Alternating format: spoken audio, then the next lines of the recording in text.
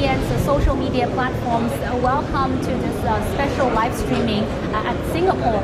We are at the Milipol Asia Pacific 2019. Now, the Milipol APAC is a conference as well as an exhibition for Homeland security. In fact, it's Asia's largest.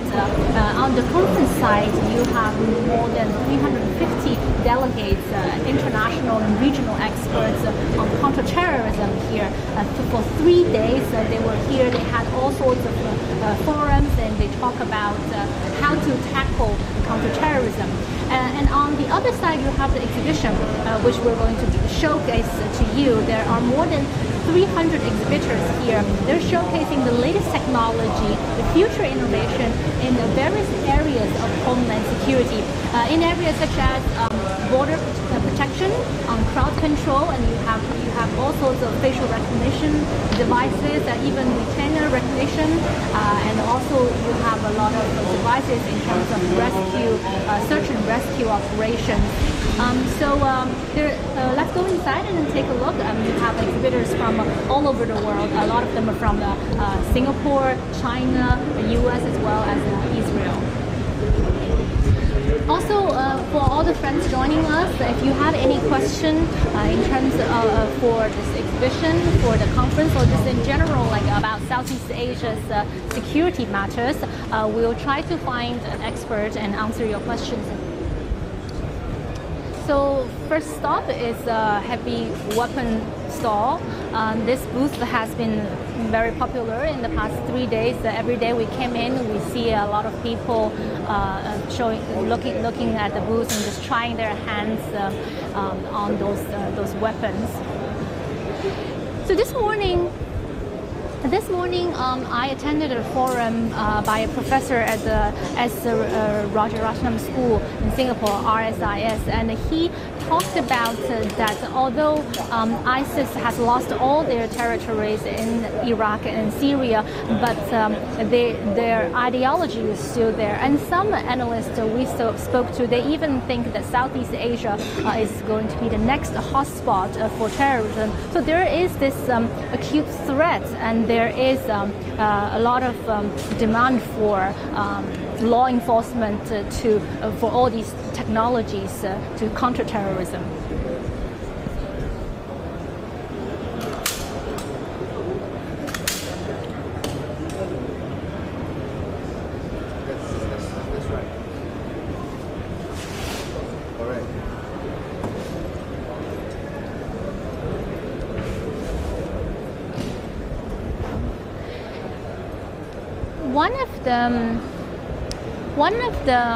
I asked the main organizers. I said, so this is the 8th edition of Milipol in Asia Pacific, and what's the latest trend of this year's exhibition? And he talked about drone and anti-drone solutions. And in fact, early on we wanted to show you a drone demonstration, but unfortunately it was raining heavily, so they can't do the demonstration for us. So there are a lot of companies, they have the latest technology to detect drones in your backyard and take control over that and bring it down. So we're going to show you one of the companies. It's called Abtec, and they are doing a full body scan, and you can use that for border protection or in private sector as well. Let's find out and let them show us a demonstration.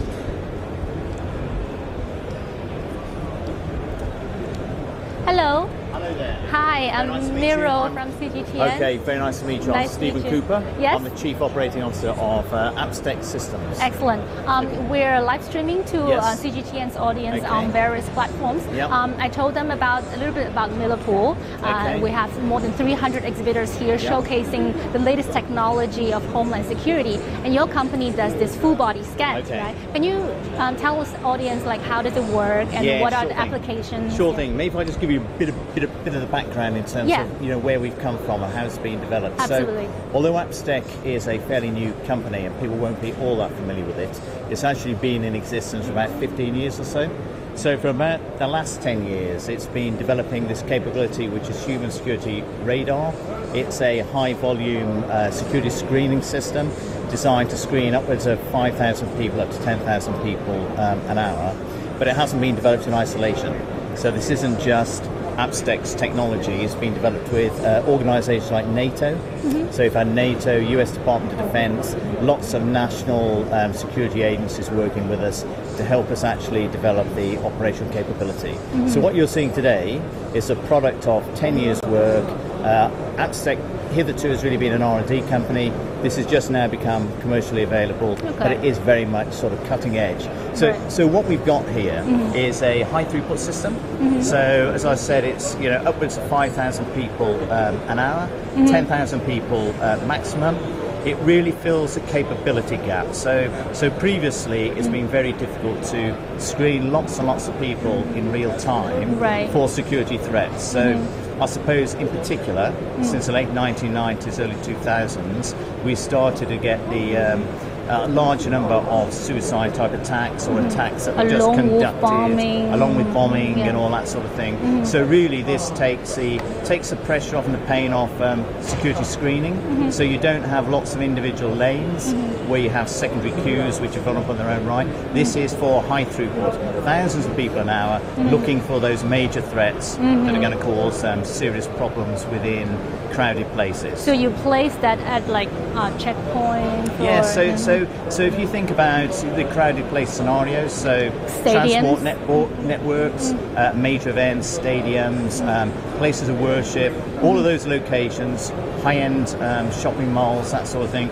all those locations where practically you can't stop 6,000 people an hour. 6,000 people an hour is a massive operation. So essentially this is a very, very low power radar, about 1/100th of a power output of a mobile phone, so terribly low power, but actually it screens people in real time. They move through it. They don't need to take bags off. It's all very, very simple screening. But if you're happy, maybe should we do a demonstration? Absolutely, and show you. So I'm going to call on a couple of my team. Okay. We're going to stand to the side if we can. Sure. Because we're in the inspection zone here, and probably you'll see as these guys move through the system. You'll see them moving through in terms of on the screen there. You'll see them. It's a radar, so it tracks people through the screen. So that's one of my colleagues just went through with nothing on. He had one of our sort of homemade suicide vests. What we're going to do now is we're going to get somebody to wear what's a simulant. So this is a simulant of explosive material for us. You'll see now as it goes through, the system will alarm. What will happen? Not only will it tell you who the person is, but it tells you where the threat's actually carried. So in terms of being able to locate it and resolve it, here's the second terrorist of the day, and again it alerts on him. And what we'll do in a minute, we'll do some multiple scenarios. So we'll show you exactly how it works with multiple people. So again we've got we're now going to show somebody walking through with a backpack device. So this is now, they've got several kilos of simulants in the backpack, and as you walk between the pillars it looks at you from the side. So when you walk towards it, it looks at you from the front.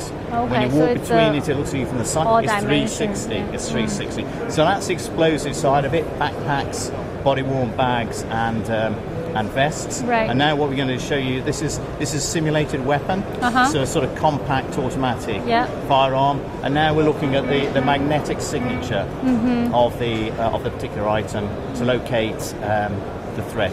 And it's massively smart because it can actually track the magnetic moment in a crowd. And in a second we're just going to show another metallic threat. So this is these are busy terrorists. They're busy terrorists, these guys are. And now what we're going to do is we're going to get a multiple scenario. So as soon as we recover our terrorist, we're going to get several people at the same time. Here's our duty terrorist, and we're going to bring a number of other people in, and we're going to walk as a crowd, and you'll see amongst the crowd how it actually identifies the person with the threat. So it's effectively, because it's a radar, it identifies the person with the threat, and then it overlays that with a photograph, so that the responder, so behind this system sits stands a responder, and they get the alert, and then they see the picture of the individual, and then they stop them and they send them for secondary screening. But this really allows us to do something that hasn't been practically possible. So does the machine has big data behind knowing Yes. like who? So it's like got it's got so lots and lots of data. Yeah. So it's got sort of 500 or so emitting antennae in each pillar, and some receivers. The pillars talk to each other. It's constantly analysing data as people walk into the inspection zone. So it tracks people like a radar. It locates that threat material that's actually on the body, and it produces a sort of 3D digital picture, and then it overlays it with a visual image to tell you who the person is. Right. But it finally makes practical something that's not been practical before. So if you consider this is 6,000 people and upwards an hour, Yeah. a manual search regime. So by that I mean if you have archway metal detectors or just you're doing a pat-down search for 6,000 people, that's 15 to 20 search lanes. You know, each with 2 people. So you're talking about a massive operation to screen 6,000 people an hour, Yeah. which is probably not practical, and you're causing big queues which become targets for terrorists in their own right. Like With choke this, points. Exactly. So with this, it's a free flow system, and allows you in real time to Can they threats. detect like small daggers, knives? So it's not really, in terms For of that. crowded place type threats, Yeah. small daggers are not really, although they are reputationally very damaging. If you're the victim of a stabbing, it's a very, very serious affair. Right. But in the terms scale of is too small. the casualty, the impact, the large scale, this is trying to mitigate the sort of attacks that would put an airport out of business for weeks at a time. Like the bombing. Exactly, the bombing, or lots of shootings. So some sort of compact automatic firearm or something like that, a high rate of fire Right. could cause hundreds of casualties within minutes. We're trying to prevent that sort of disaster scenario from taking place, and ultimately Yeah. we're trying to deter the as terrorists. seamlessly as possible, right? Yeah, exactly. This should be at the sort of speed of life. Nobody should have to stop. People are busy, so whether they're in supermarkets or shopping centres or transport hubs, it's not practical to stop people and say, Yeah. empty your pockets, take your jackets off. So none of these technologies are perfect. They're part of the solution, but the first time ever, you can get lots and lots of people through.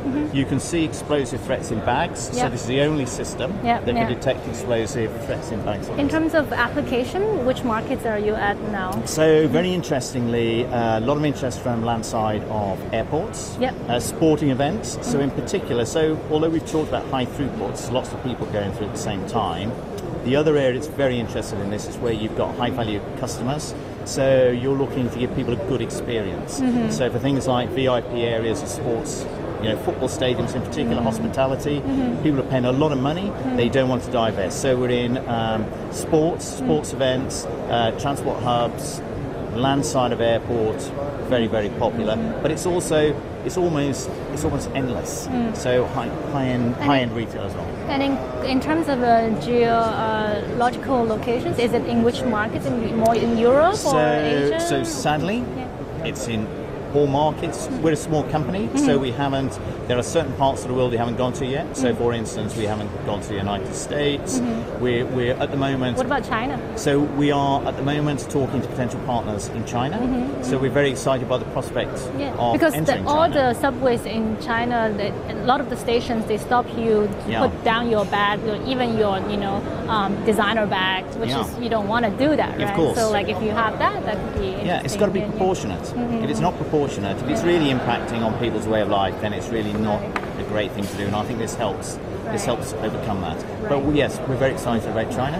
And the company is from where? Headquartered? It's Abtec Systems. It's a European-owned company. The technology, actually, our R&D laboratory, although the ownership is Swedish and the production facility in Estonia, the technology comes from St. Petersburg. So our R&D lab is in St. Petersburg, which is a brilliant place to have it, because that's when we get all these super engineers and highly qualified people to do all that Excellent. smart stuff. Okay, thank you very All right, much. thank you. We'll Thanks for your time. move around and show our audience some other cool gadgets. Okay. Thank you for your Brilliant. No, thanks for your demonstration. Busy terrorists, thank you for your cooperation. Okay, so that was pretty cool. Then you don't have to check, put down your bags and go through the scanning. And these are some of the Chinese companies. So we spoke to Eat Who, This is the Sense time.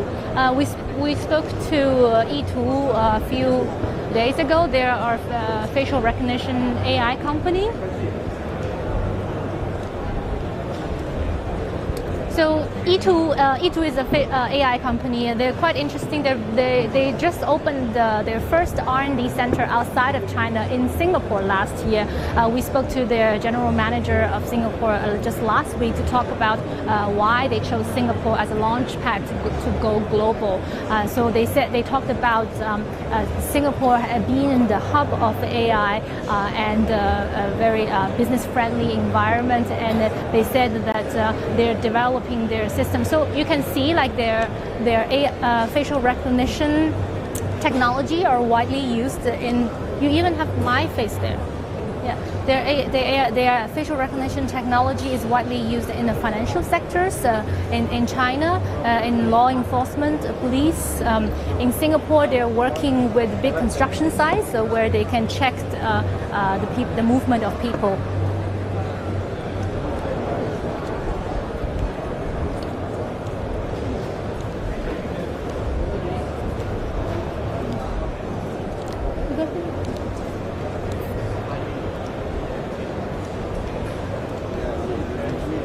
Is there any questions?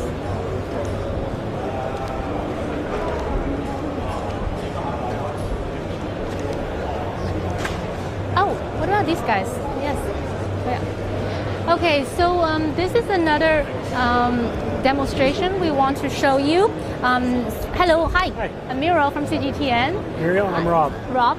So we're live streaming to CGTN's audience across all social media platforms. I told them about Milipol Asia Pacific. Told them there are more than 300 exhibitors here showcasing the latest technology in home security. And you guys have an interesting product that's specialized for training, right? Yes. Do you want to tell us, what it is about and the application?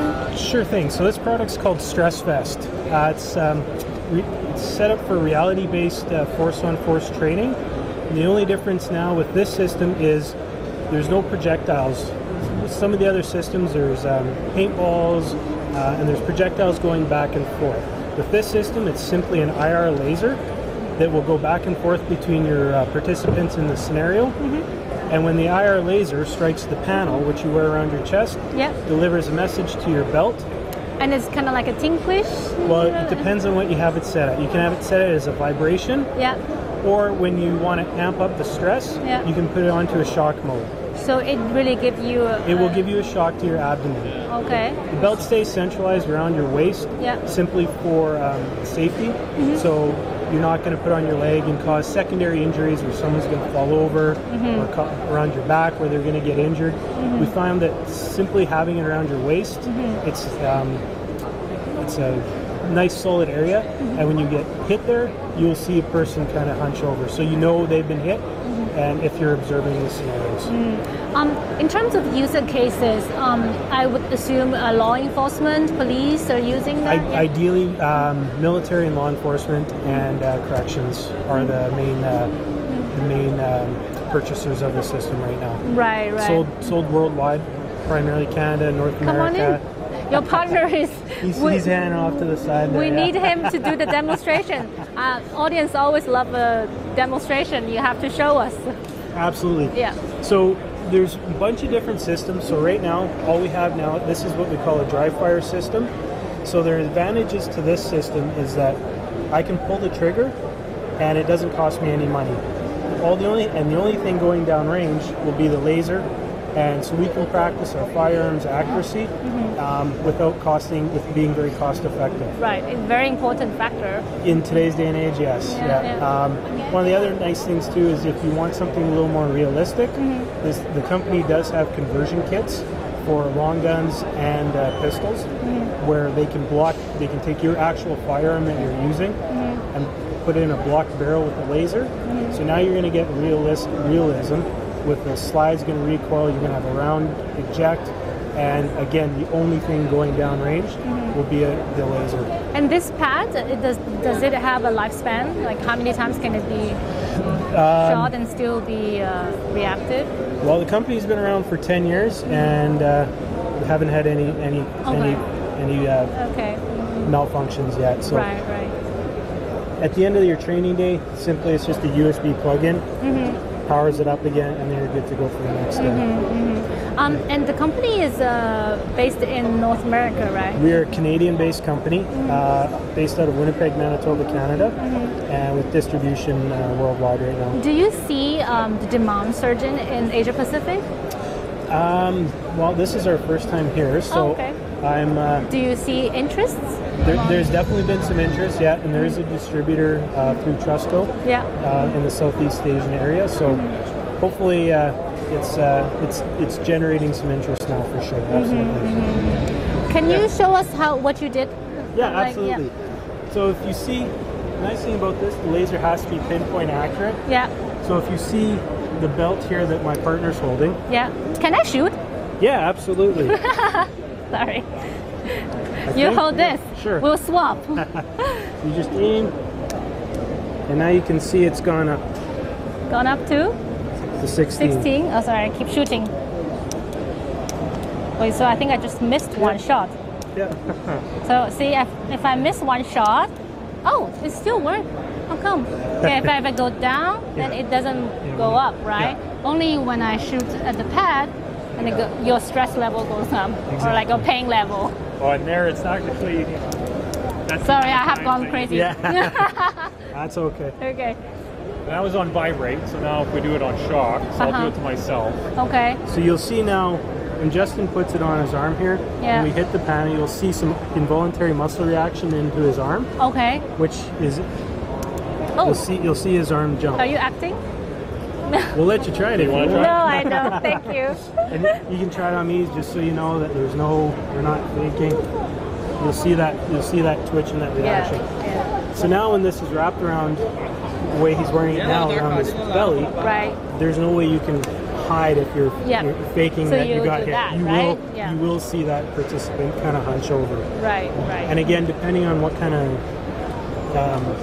officers or military personnel you're working with, you can amp up the level. So you can have level 1, which is what we're on right now for shock, up to a level 5.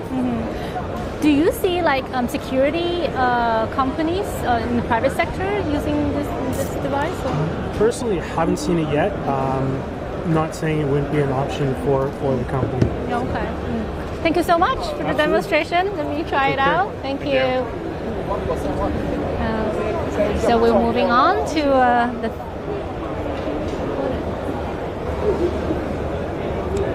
So again, all the CGTN audience, if you have any questions about Milipol, about Southeast Asia's counter-terrorism, home security matters, please send in your questions. We will try to get them answered.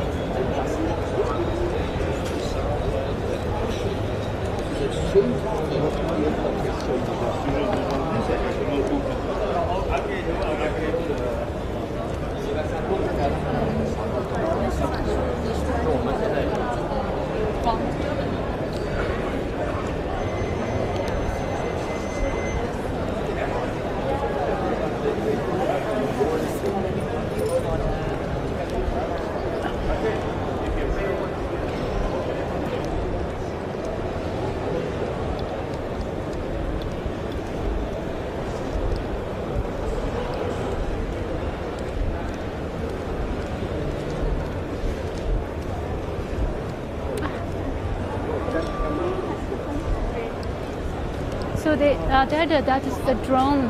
Hello, hi. I'm Miro from CGTN. We're so who am I speaking to? Sam. Okay. Actually, CGTN is what? CGTN is China Global Television Network. It's the English channel under CCTV. Correct. He can go on now and first. Okay. His name is Sam. Yeah, Sam Ong. Hello, Mr. Ong. I'm Miro from CGTN. Nice to meet you. We are live streaming to CGTM. CGTM is the English channel under CCTV group to our audience. I just gave my audience a tour about the exhibition hall. I told them that there are more than 300 exhibitors here showcasing the latest technology of Homeland security. I came over to your store. You were doing some demonstration. You want to tell us what does your company do? You were doing some drone detection stuff, right? So just walk us through what you have in store. Okay, always my first question, how much time we will have here? We'll have maybe 5 to 10 minutes. Okay, 5 minutes. 5 minutes. 5 minutes? Yes. Okay, first thing is what we do is, I go in English and Chinese? Or? English, please. English. Yeah. Okay, so what we are doing here, we're TRA from Singapore. We are doing anti-drone, so counter-UAV they call it. So first we spend a lot of time to understand what drone all about. Big drone, small drone, different kind of drone they're operating even using a 4G. So we do counter drones, but first we start by understanding all the drones. And of course we have a full range of solution. If I invite you over there. Yeah. Hi.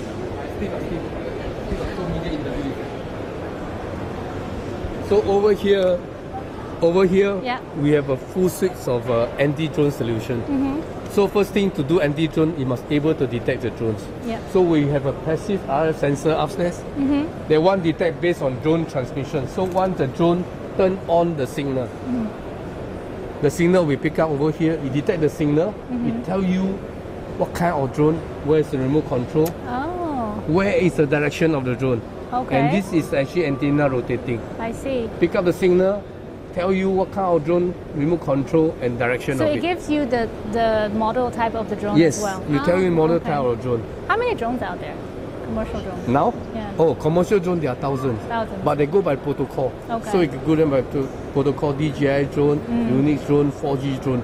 So based on protocol, we tell you what kind of drones. So DJI is a big manufacturer, DJI is a right? bigger manufacturer. What kind of lion's share do they take in terms of their market share in Oh, the I drone think market? DJI have 70-80% Oh, of wow. the commercial sales. So Okay. the bigger interest is DJI drone. Right. How to detect, how to defeat DJI drone. Right, yeah. Yeah. So DJI drone is one main target. That's why you see here. This is the light bridge drone DJI.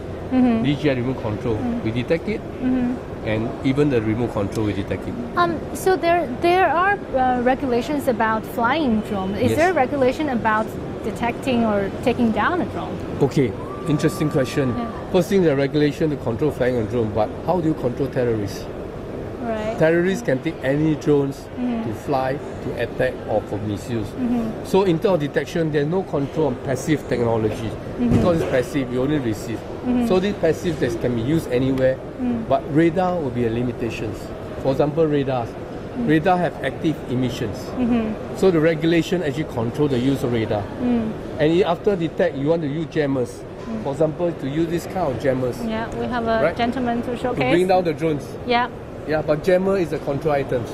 So there are regulations to control the use of jammer technology Okay. to bring down the drone. So Right. there are regulations. Right. Not everybody can use. Yeah. Normally the police, Yeah. the military or security agency only. So you also sell that, right? Yes, That's this one only to manufacturer the will sell. police and We only to sell the to the military. police, military, Right. and securities. Yeah. Otherwise, civilian buy and shoot down the police drone. That would be a strange world. we Yeah, live we'll be in. famous for the wrong reasons. Yeah. So this is the jammers. Right. Yeah. Okay. So why do you think there is this demand for anti-drone drone detection? Okay, and how did you start this company, basically? Yeah, last time I was military. Oh, okay. I was always worried about UAV flying in the sky looking at me do something. So it's all along a threat from the skies. So there's a lot of demand, people talking to me. So we went to this technology. Yeah. So we see drone as a big threat and drone coming. Everybody using drone. Weapon you can control, explosive you can control, but drone you cannot control. Anyone can buy drone, build their own drone. And the entry level is so low, right? So easy. Yeah. Even the young children can buy a drone. I even heard about passengers who are not happy with airports. They fly a drone into airports, causing trouble. The airport closed. Really? Yeah, that's why in irresponsible. Shenzhen. Nothing about that. Yeah. So on the other hand, you probably all heard about Gatwick Airport. It was closed because of a few drone intrusion. Right. So thousands was affected. Yeah. That's why we go into this in the big time. So airport operators are your big clients. Airport, military, Istana, VVIP event, VVIP visits. Drone can fly in from anywhere Right. and can embrace. So these are all our customers. In 2017, we sold 2 million. 2 million. And devices. Last year. What kind of the big ones? In 2017, mostly we saw the jammer and simple detectors. Oh, which one is the simple detector? These are the things that we saw in 2017. You sold 2 million of those? 2 million worth. To both public and private sectors? Mostly police and securities. Okay. Yeah. Okay. And 2018 we sold about 10 million. Wow. And we see next 3 years go to 30 to 50 million. Okay. So as the number of drones increase, the Correct, number of drone detectors increase. For example, you look at this system. Yeah. This was meant to protect a VIP residentials, about 3 by 3 kilometers. So whole of this system will cost you 2 to 3 million. And can you imagine use this for the airport and how many airport you have to protect? How many of sensitive camps, VIP, Parliament House, events, F1 race.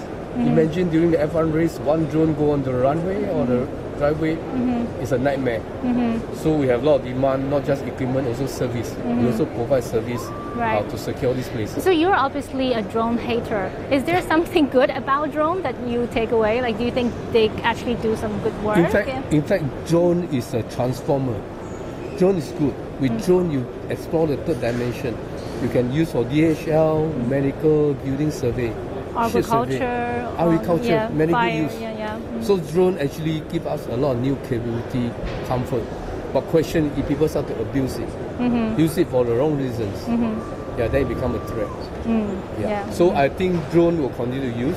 Hopefully everyone put the drone into good use, but you can't stop terrorists. Do you think we have enough regulations in terms of drone regulations around the world?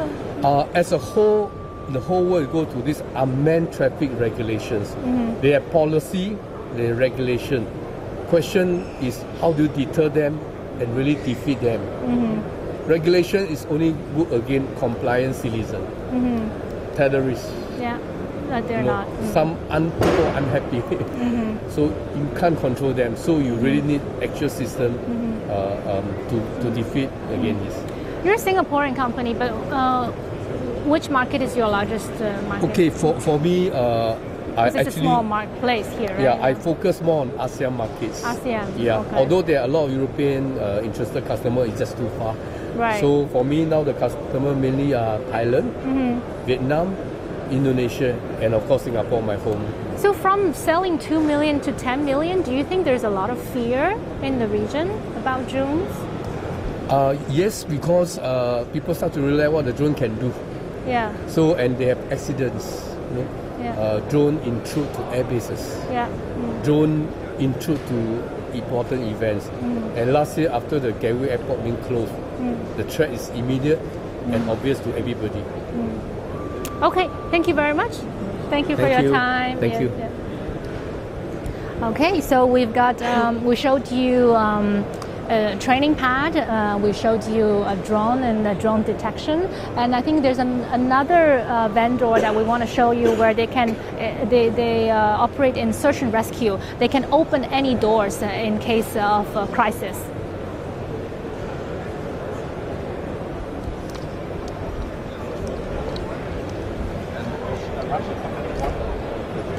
You know what is the special about our truck?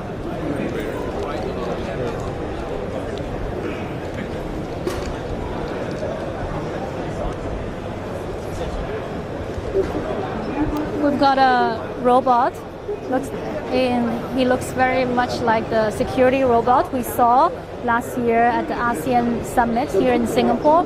And we actually did a live streaming at the Singapore's Botanic Garden. There was a strobo and it looks very similar to that one as well.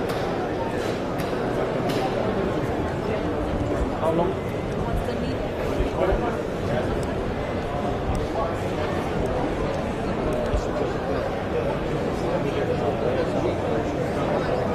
Their door has a problem, so we can't go to the door, so we have to head to Yannick. That's why we... Oh, okay, so I follow him, right?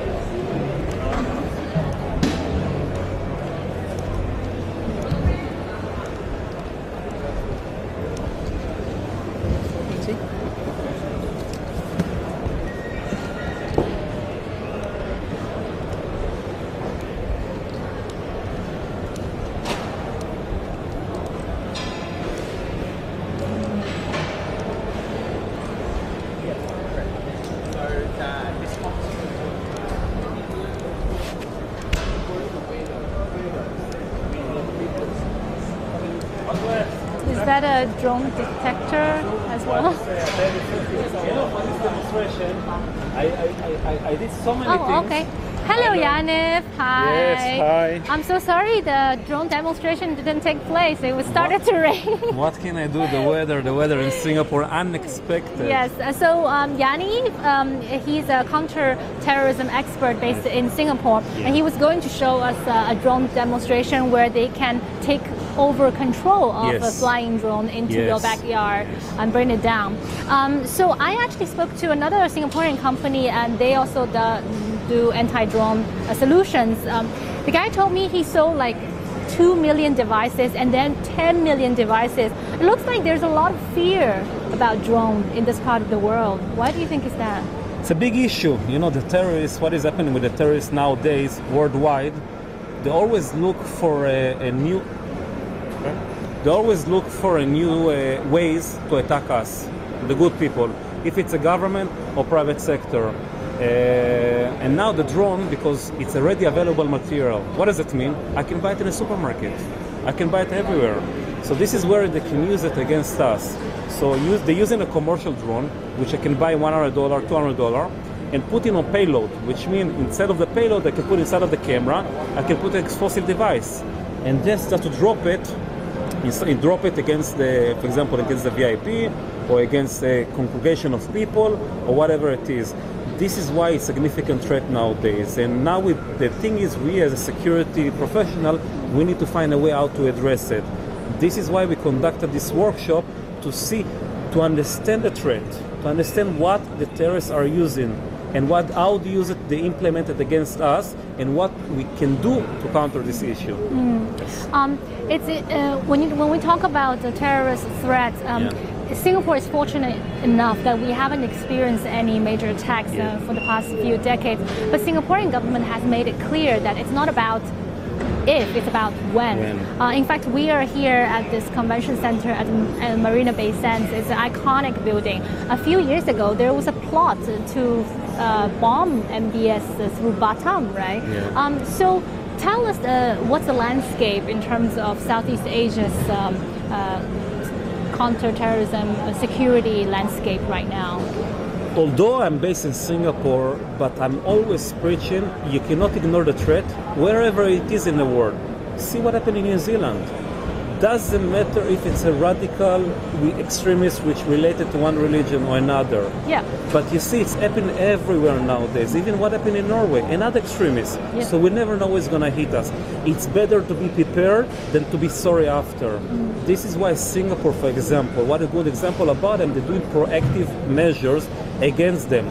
They're not waiting for this to happen. Like in my country, I'm coming from Israel. You know, fortunately, we learn in a hard way. This is why my job, my passion is to teach people so that other people won't have to suffer. This is what we're trying to do. And Singapore was wise enough to implement so many measures to prevent it, so the threat will be minimized as much minimum as possible, so it will not happen here. In what you do, how do you prepare Singaporean or people in this part of the world to prepare? We prepare in many ways. One of the things, one part of my job is to be a security consultant. So there is a lot of organization which engage my services to help them to build a better security against terrorism. But another area which I'm very passionate about is education. So not only educating the law enforcement, but also the private sector. I'm amazed about the spectrum of the customer that come to be educated under our organization. But not only that, what is important is the public, the cooperation between the government and the public. This is, for example, why Singapore launched the SDG Secure initiative to incorporate both of these together, because you can actually use the eyes of the civilians to your benefits. So if they see something, they can say something. And this is how smart it is.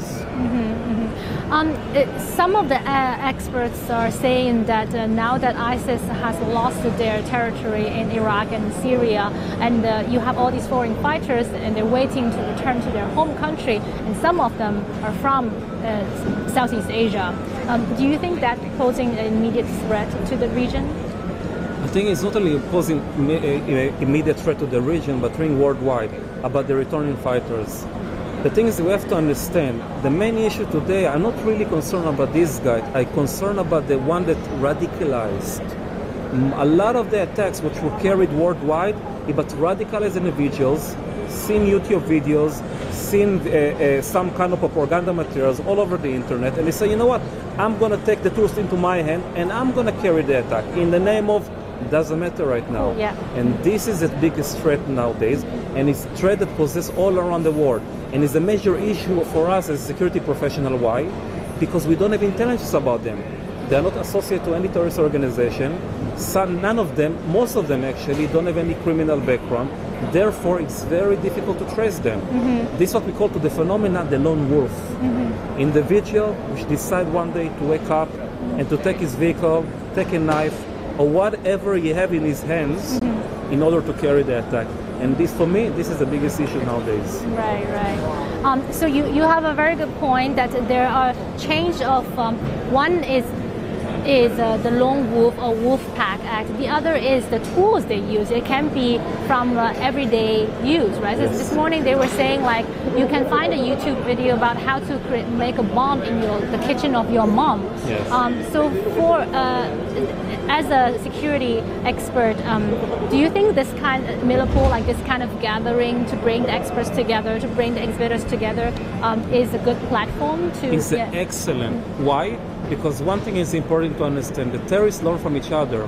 What is happening right now? If you see every attack is being broadcast worldwide, and it's being broadcast to their media and to their channels. Why? Because they want everybody to learn in order to take the same tools and to carry attack other places in the world. This is what I'm trying to preach. If they learn from each other, why we cannot learn? Why we cannot cooperate? And this is my target, to bring as many professionals from many units, for private organizations, so everybody can learn how to counter these issues. For me, the main thing is how the other side is thinking. I always say, look from the advisory point of view. And once we understand them, for example, if I would think like a thief, maybe I'm able to counter him much, much better. And this is one of the points I'm trying to preach during my lecture or through all my courses. You're based in Singapore, but Yes. you cover Southeast Asia, right? No, actually, we're working worldwide. Yeah, worldwide, yes. So let's talk about the region Southeast Asia. Do you think the governments have done enough in terms of cooperation, sharing information, and just as you said, learn from each other, joining hands in terms of counterterrorism? I cannot say particular country. Some country can do more, some country can do less. There is a lot of reason behind it. Okay, political reason. A lot of the things is funding. Yeah. You have to understand, in order to protect people, for example, against ramming attack, you need to put a lot of physical measures, which cost a lot of money. Now we're talking about one threat. What about drones? What about explosive device? What about car bombs? What about suicide bomber? There is so many issues. This is how sophisticated is the other side. So we have all these threats, which I call it the rainbow of threats. So we need to address each and every one of them. Because if we only focus on one, then they're going to use another tools. You mentioned explosive. 2 years ago, we did a conduct in Milipol. We did actually a workshop, bomb making a laboratory. So we actually teach the security professionals what to look for. What is the materials the other side is using against us in order to create improvised explosive device. That some items that you actually can buy in the supermarket. So the next time I see something that look like, I can alert the authorities and then they can counter it. So some country can do more, some country can do less. But I'm not going to wait until my country will do something. Me, as a civilian, I do everything in my power to help them, to help the government, because they cannot be everywhere.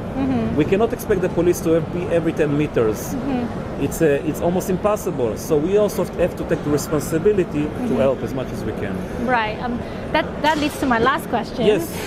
Is what a civilian can do, right? So with you when you train professionals, we have big solutions. But for like ordinary people like you and me, or not you, you're a professional like me. How can I do to protect myself? Okay, so this is the reason some government approach our organization and ask us, okay, help us to build a program for the civilian. And this is what I'm doing for for the last 2 years. And actually, most of my clients are regular people, nothing to do with security. And I'm giving lectures for everyone what to look for. Some of them, for example, I give example. One of my classes was sitting actually people, the cleaners, people that clean in the public spaces. Yeah, why? They see a lot of things. Yes, because we can use them instead of them cleaning all day the trash and moving this to there or whatever. We can use their eyes. But simple knowledge will take me 10 minutes. It will take 10 minutes to educate them. They can see something and they can tell something. Another couple of months, I teach the bus drivers, a bus company, about 500 of them. Because why everyday passengers coming in, out, in, out, in, out, and then they have what they can do, the telltale sign. I teach them what is the telltale signs against suicide bomber, against explosive device, against active shooters, and what to do in case of. So we can use them. So it depends what is your job scope, and this is where we tailor the training according to your organizations. Excellent. Thank you so much. Thank Keep you. up the It good was a work. nice interview. Thank you. Hope we have a safer world. Thanks to you. Yeah. Thank you. So speaking of this, yes, Beijing, want me to wrap?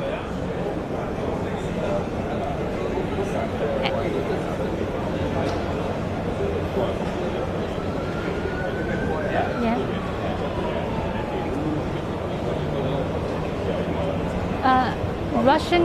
Russian counter with AK gun. Okay, we will ask the exhibitors. We want to show you a company that does rescue, and they can open a metal door. But we will try to find out the Russian company.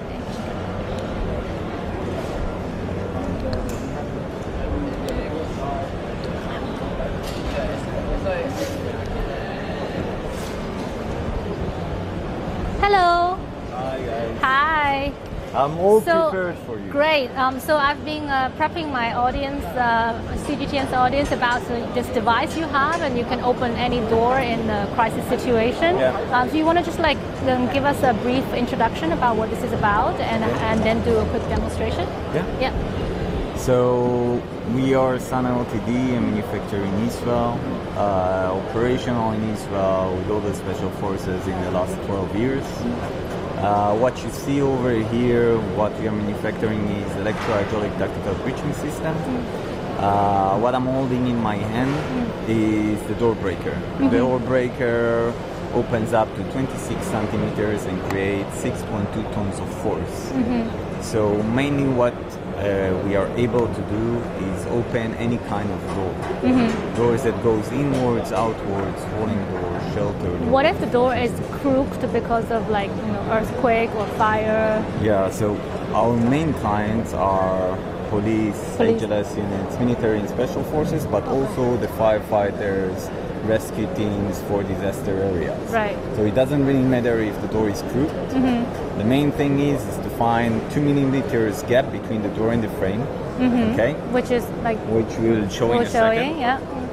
And from there on, I'm just letting the tool to work for me. Meaning that I'm not getting exhausted because it's electro-hydraulic. You just press a button.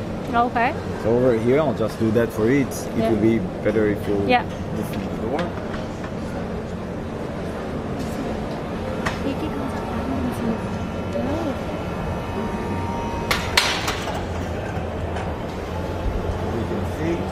Very, very smooth and very, very easy.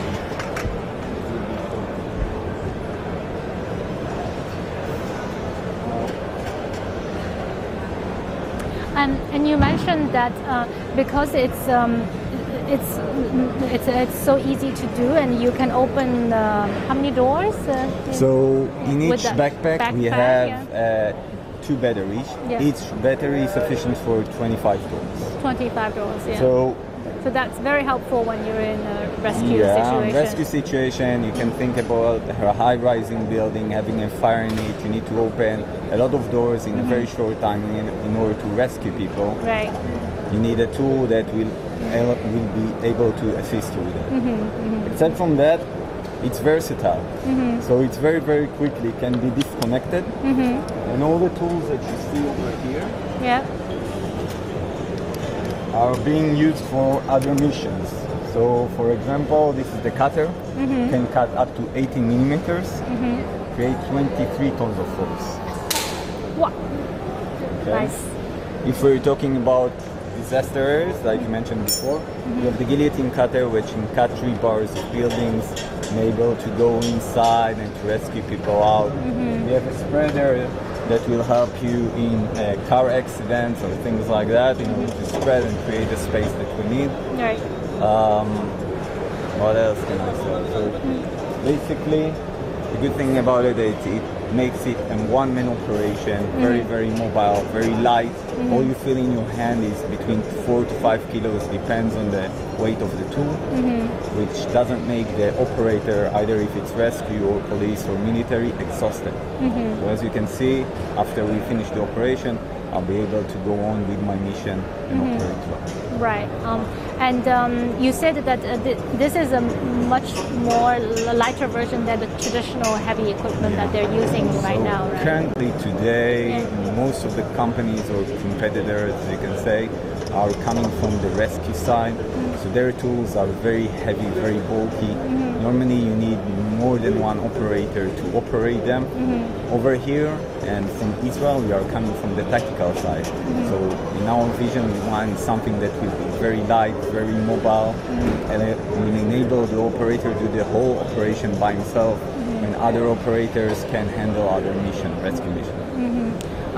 Which markets have most clients for you now? So, as I just said, we're an Israeli company. We work in the market in Israel for over 12 years, so all the special forces has it. But around 4.5 years ago, we already started exporting abroad. China and India and Asia are big markets for us. We're here in Singapore. We just had sales this year, okay, for rescue forces over here. We're selling to US forces, Mexico, Latin America forces, and just this year we have received our CE marking, so we also sell to the EU markets. Those are big markets. Okay, thank you so much. Thank you for the demonstration. Thank you. We can, okay. Just now there was an audience and they want us to look for a Russian gun exhibitor, but they don't have it here. We checked with the organizer.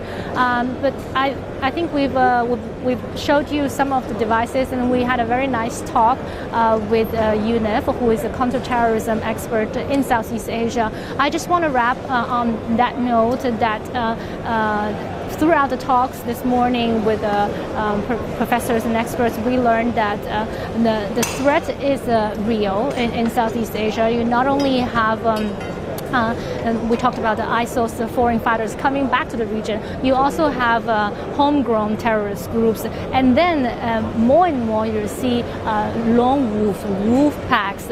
And a very good point that I want to emphasize is just like the professor said this morning, they can weaponize any religion.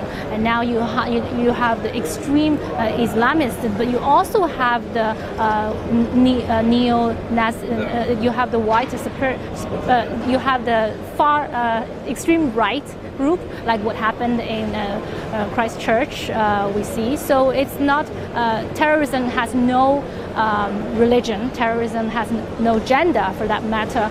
In fact, just last year there was a family of 6 people, a mother led their children, and they started bombing in Indonesia. So the threat is real, and just like UNIF said earlier, that we should all be prepared when the threat comes and attacks us.